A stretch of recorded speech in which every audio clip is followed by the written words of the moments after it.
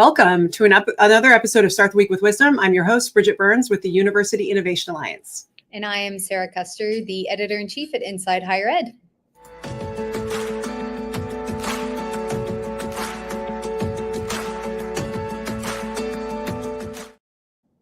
Each week, we have a conversation with a leader in the field that we think that you should be learning from. We think they're an inspiring leader. They are providing a model, but for how we can lead. But they are also playing a critical role in the shaping of the future of higher ed, and that's certainly something happening today. We also want it to be uplifting and positive because it's a Monday. That's why we call it Start the Week with Wisdom. Weekly Wisdom is sponsored by Mainstay, the student engagement and retention platform proven to work through peer-reviewed research, like when it helped Georgia State reduce summer melt by 21%, or in another study when Mainstay helped GSU retain 1,200 students. Check out the research and learn more at mainstay.com. Weekly Wisdom is also part of the Innovating Together podcast, which is sponsored by the Carnegie Corporation of New York. We're always grateful for their sponsorship as well. Today, super excited to welcome, I just already snuck you in to the show, but Sara, I'll let you be able to make the formal introduction. Yes, our guest today is Jamie Merisotis, the president and CEO of the Lumina Foundation. Before joining Lumina, Jamie co-founded and served as the president of the Institute for Higher Education Policy. Welcome, Jamie. Thank you very much. Delighted to be here. Excited to have this conversation. Those are, well, this has long been something I'd hoped to have you on the show. And so it's fabulous, but it's also hearing Sara's intro. It's like, wow, you've really led two of probably some of the most significant influences shaping the architecture, the outcomes, the experience, and the kind of the framework of higher education. And that's just so we're going to talk about your leadership, but also I think that there's something else about choosing roles that have this significant footprint in leading an entire sector. So thanks for all the work that you've done. And thank you. Thank you. Don't underestimate luck as a strategy, though. I understand. I don't think that's probably as big of a part as you think, but the humility is first lesson we're getting is humility. So the first thing we'd like to know is just kind of about you, and I want to give you a chance to share throughout about your journey. Again, we just learned about two significant moments in your leadership journey, but I just want to open it with, how is it that you lead? What has influenced how you lead? Is it a person? Is it an experience? Folks want to learn, like, how did you form your leadership style or your approach to it? Yeah, thank you. And it's a wonderful question because it ties very much to my education. I'm a first generation college graduate. My parents were immigrants. Our family's from Greece, and I tell people all the time that my family didn't really know what college was except for one thing, and that was that we were going. That was the most important thing. And my parents lived their entire lives focusing on ensuring that their children would have a better opportunity than they had. My parents never made it to the middle class by most standards, but my brothers and I have three brothers. We've all been very fortunate to be successful because of education. And I'm a graduate of Bates College in Maine. And, I learned a lot about leadership early in my educational career. I happened to meet someone who is a famous person in the history of education and in civil rights in this country about a year before he passed away, Dr. Benjamin Elijah Mays. Dr. Mays was the president of Morehouse College for almost 30 years and was actually the first president of the Atlanta School Board. I grew up in Hartford, Connecticut. I went to college in Maine, but this guy happened to be on campus when I was a college freshman, as I said, a year before he passed away. And it had a profound impact on me. He was Martin Luther King Jr.'s mentor. He spoke at King's funeral. He was a real leader and really a person ahead of his time. And I think the most important thing that I learned from the model of Mays is that leading with principle, leading with purpose, and finding a way to be humble, to have that humility that you talked about is extremely important. And so, it's been such a powerful path for me to see someone like Mays, a white immigrant following the path of an African-American icon, a leader, and understanding how much I could learn from him and his model. His message has been really inspiring throughout my life. Wow, that's really interesting. I did not know that. And also it's just, I think it really underscores the opportunity that exposure to a leader and that higher ed can also help facilitate, but also just the serendipity that you were able to cross paths. That's such a pivotal moment in time. I wonder if that interaction with President Mays is what maybe got you interested in higher education, or was that something that you were always interested in and wanted to get more involved in, perhaps considering your immigrant family background? Yeah, I wish there was a great story to tell you on that. But the reality is that I was a political science major. I was looking for a policy job in Washington, D.C. I went to D.C. 2 days after I graduated. I was looking for policy jobs, and I ended up getting a job in education policy because that was a job that I could get. And it was as a policy researcher in the Washington office of the College Board. And I was literally there for like 6 or 8 months doing research on student financial aid, particularly student loans at that point, before I realized I was doing research about people like me. And, it was one of these sort of, epiphanies in your early 20s. It was like, oh, I'm doing research and I'm one of the people that is the subject of this research, right? And I realized that my path into and through education really was fortunate, and that the good fortune is in fact not a strategy. That in fact what we need is a plan, a path, a goal in order to help drive the change that's needed. And so very much I got on that path of realizing education policy, education reform was going to be my focus very early in my career. But it wasn't, it was by accident in a way.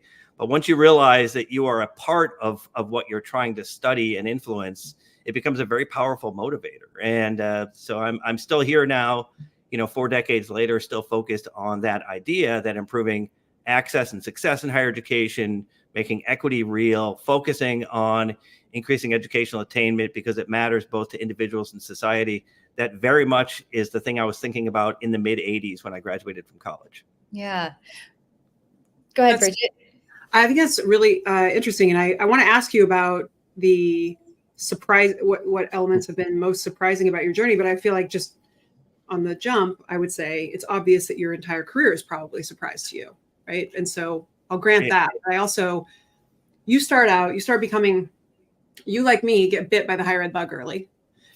But then you could take a number of paths, right? You could have just been a college president, not just, but like you could have chosen the institutional path. You could have just, only focused on policy and stayed exclusive. Like, I'm just curious about, as you look back, is there one thing that really is the curve in the road for you once you start your journey in your career? And to that end, I'm trying to understand what is the most surprising aspect of, or like the big curveball turn that has happened along the way. Yeah, I think most people start out their career saying, I want to get a good job. I want to lead a good life. I want to make a difference, right? All of these things that, we know from survey research, anyone at any point in their life journey, in their work journey says, I want to make good money. I want to contribute to my community. I want to support my family, all of these things. And in my case, I think it was really that idea that I could actually participate in systemic change. That was a real motivator to me. And I really, even though I studied public policy, I saw myself as an analyst, not as an influencer of the policy, until I got into it. And I realized, well, there's ways to influence it. And I ended up, I was a researcher. I was doing research. I ended up leaving the College Board and actually going and doing independent consulting for a few years, and ended up, again, serendipitously, with a client, which was a national commission that was appointed by the president and the congressional leadership. And that was focusing on rethinking the federal approach to financing of higher education. And I was hired as a consultant, and a few months later, for a variety of reasons, I ended up becoming the executive director of it. I was 27 and was running this national commission. I was so far out over my skis, I should have really tumbled over. But that moment gave me this opportunity to realize, look, it's the ideas that you need to promote. It's the fact that systemic change comes from better ideas. And that's what I focused on at that point. That commission is best known. It's the commission with the longest name ever in public policy, the National Commission on Responsibilities for Financing Post-Secondary Education.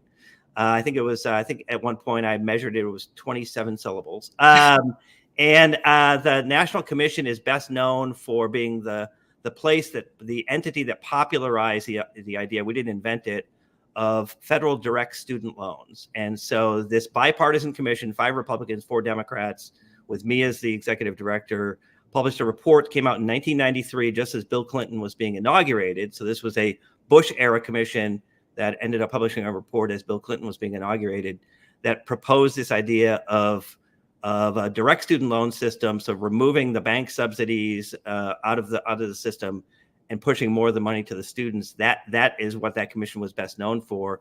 And that's sort of a down payment on my longer journey, right? Which is I've always focused now on this idea that we've got to focus on maximizing what's in the system in order to achieve better benefit for individuals. Because if you achieve better benefit for individuals, like the attainment goals that Lumina has tried to promote, you get more benefit for society.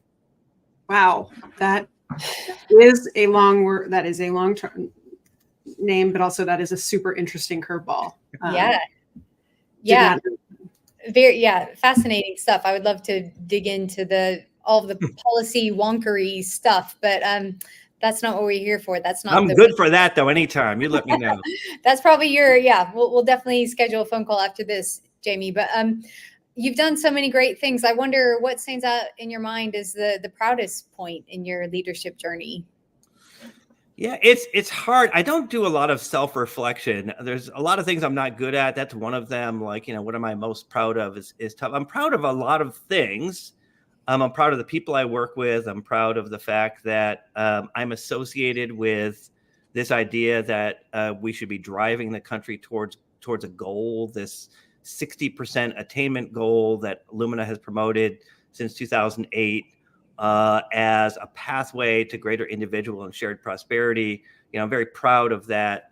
But mostly I'm proud of the fact that I've been able to contribute in a way that I can measure, right? The attainment in the country has increased a lot, from 38% in 2008 to about 54% last year. So Lumina didn't make, any of that happen directly, of course, but we've helped to build the ecosystem. So I'm very proud of that, but it goes back to my, the beginning, which I also do feel very fortunate, and I feel a tremendous sense of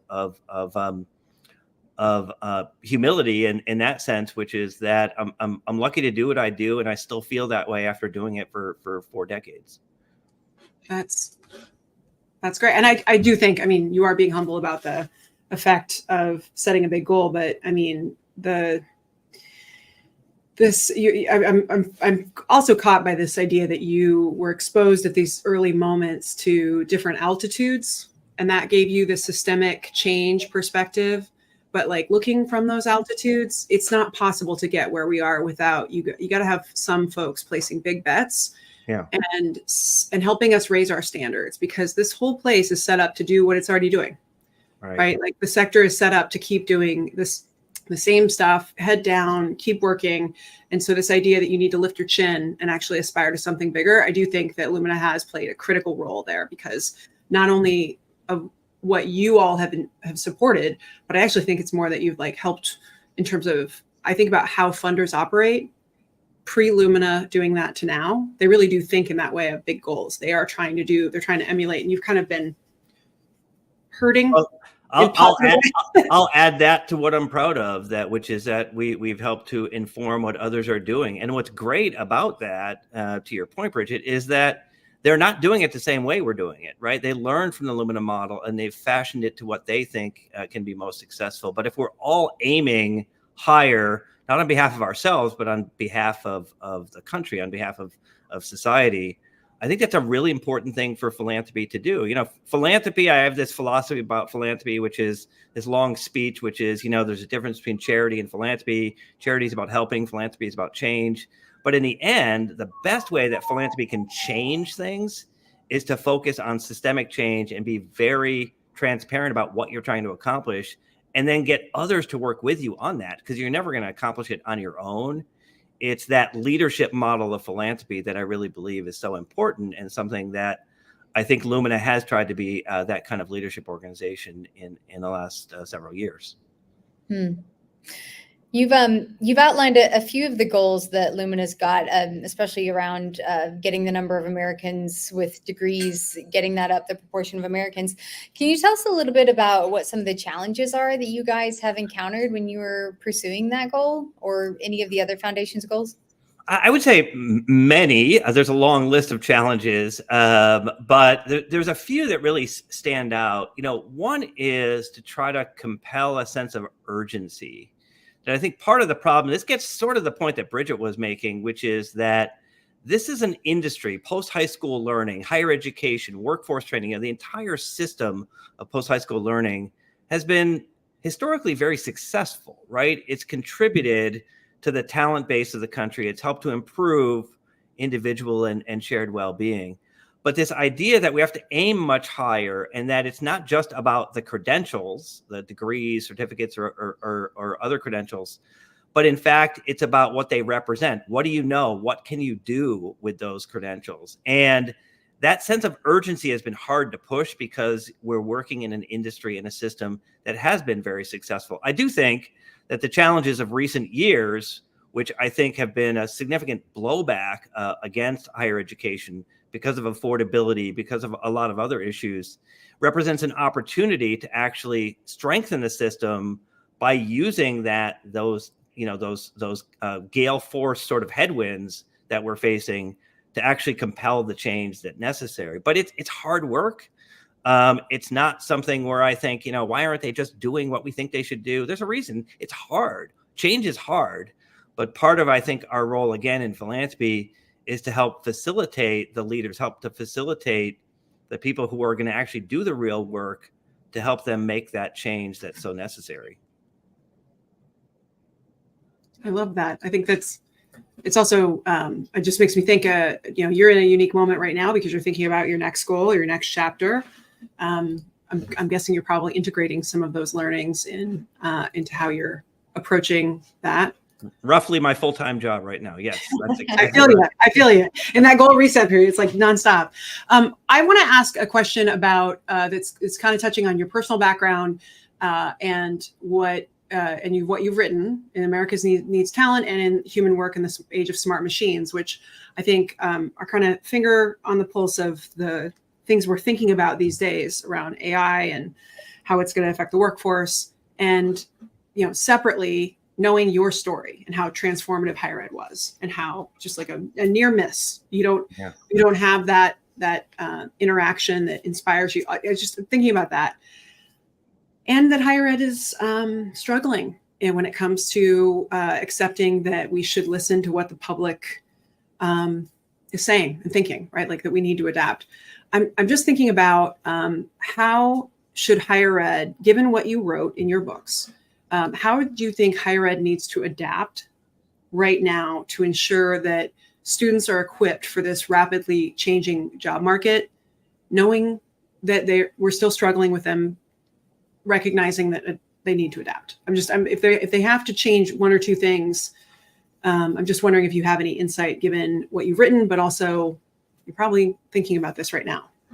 Yeah, I would say, look, we've been through these eras, right? We went through a long era post-World War II, the GI Bill, the Higher Ed Act, the 72 education amendments with Pell Grants, et cetera, an era of access. And then we moved into an era of attainment, which is what we've seen in the last 15 years. And both of them are really important. By the way, we haven't solved the access problem, though we've improved access. We haven't solved the attainment problem, though we've improved it.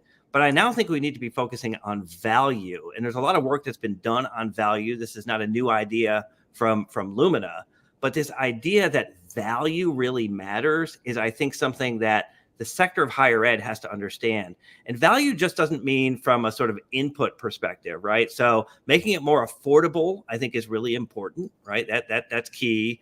Making it more accessible, all those things, but also value in the sense of, what can your graduates do? What do they know? What are they able to do with the credentials that you award them at the end of this process? And how are you changing what you do to meet their demands, which are important, but also to meet what society needs, not just for now, but for coming times? And there, I think higher ed's got to focus on what it has done historically well, but needs to do better, which is focus both on delivering better content knowledge, relevance to what people need, but at the same time, focus on adaptability in this idea that human work is increasingly going to be driven by what humans are uniquely qualified to do. Working with or without technology, I think you're better off if you work with the technology. But as humans, we have unique traits. We are ethical.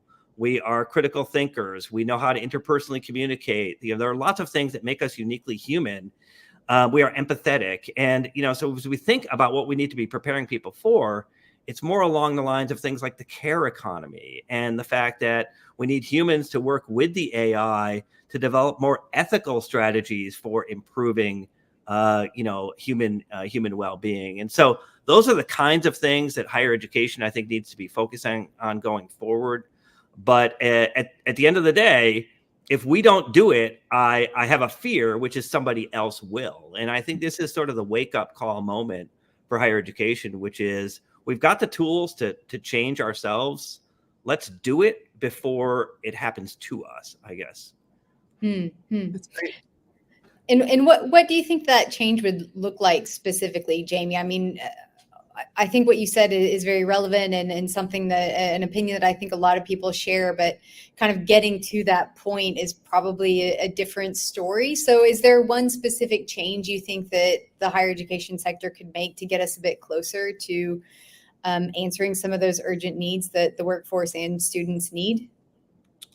Yeah, my staff always laughs at me when I say I've done this for too long and I worked in public policy for too long to believe that there is one thing, right? I just don't believe that. There's lots of examples, particularly in the public policy sphere, where we spend years trying to get a single reform through, and then we get it through and we say, oh, well, that was good, but it wasn't good enough. So, but I will try to answer your question, which is that at the end of the day, I think the most important thing we need to do is to make sure that every single one of these degrees and credentials are transparent. And that transparency means that you should, as a consumer, be able to see what your degree will bring you, right? In terms of knowledge, in terms of your ability to, so, what's your next job? What will you be able to do in your community? Those kinds of things. That's really, really important, I think. And so I think this idea of transparency of credentials is absolutely essential. And without it, I think we're going to continue to see diminishing confidence, increasing questions about what higher ed is for, what's it worth, unless we focus on that transparency. Yeah. No, I love how we're like, hey, magic wand this. But to be fair, that is actually a pretty good answer to the magic wand. I'm just saying. I would probably pick something like, maybe if we just accepted that people come to college to get a job. Like, what if we could just, was just acknowledge that, which more and more in higher ed are doing, to higher ed's credit, right? Of course. It's certainly a different conversation than it was, I think, in our experience 5 or 10 years ago. But you're right. It's still this sort of false dichotomy between we're not preparing people for a job, we're preparing them for life. Well, they're the same thing, right? Because the same skills you need to be successful in life are the skills we know you will need to be using in the workplace going forward, in a world where human work is going to be increasingly, influenced by what the technology can do. Yeah. Well, I think you've had this is really great. This is like a deeper level of content that our viewers are going to love. I do want to turn it back to you a bit though. So you've given us a taste of the kinds of incredible leaders that you've learned from. And I'm just curious about, I bet you've received a lot of advice in your life. But I'm curious if there is a piece of advice that is like a touchstone for you that, if I were to ask, what's the best advice you've received in your career that has had the most impact? I'm curious what it was, and I'm curious who gave it to you.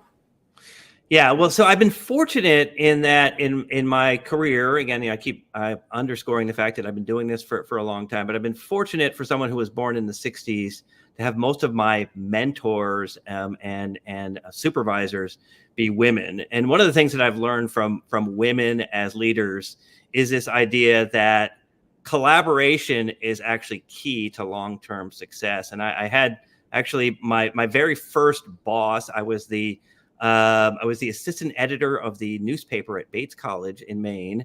And the first ever woman who was the editor in chief told me once that the key to being successful in terms of leadership is that there is no way you are going to do this on your own. You have to do this with other people to be successful. And I've taken that with me. I think a lot about the fact that people sometimes confuse control for leadership. Control is not leadership. Control is actually a sign of a poor leader, in my opinion. What you want is you want to be persuasive. You want to bring others with you. And I've seen lots of these women who have been my role models, including, that very first individual when I was 20 years old. And what I learned is that idea that leadership is shared, that is not something that you do on your own, has been really important to me. Those are good. Excellent. Probably preaching to the choir on this call, and certainly for female editors. Is that some advice that you would give to others, or is there another bit of pearl of wisdom that you often find yourself sharing with people? No, I don't. I'm not really good at pearls of wisdom. I have to be honest with you. That's people ask me a lot about my ideas about these things like leadership, and I've tried to just live it and exercise it. But in our field, in philanthropy, and particularly in philanthropy and higher education, this idea, what I described earlier as the leadership model of philanthropy, is a good illustration of that, right? Because it's actually this idea that we can be the one to promote the goal. We can be the one to sort of, help to build the system, et cetera, but we're not doing it on our own. There's no way. And I think that's something that I just keep coming back to in my career, which is that change doesn't happen because of an inspirational college president. Change doesn't happen because there's this one, that the governor or the president, or that's not how change happens. Change happens because individuals come together and figure out how to collaborate and lead collectively. And that's what leads to long-term change. So as an individual leader, you've got to see yourself as a part of that, and you've got to do your best in order to be able to accomplish those shared goals. I love this, because if there is like a multi-level marketing essential oil that I sell, it is collaboration. So this is like you're hitting my my favorite. I want to wrap with seeing if there is any particular book that you find yourself most frequently recommending to other people. Our audience, when I run into our listeners and viewers, they tell me that their entire bookshelf is comprised of Weekly Wisdom recommended books. So wondering if there's one that you would contribute to their bookshelf.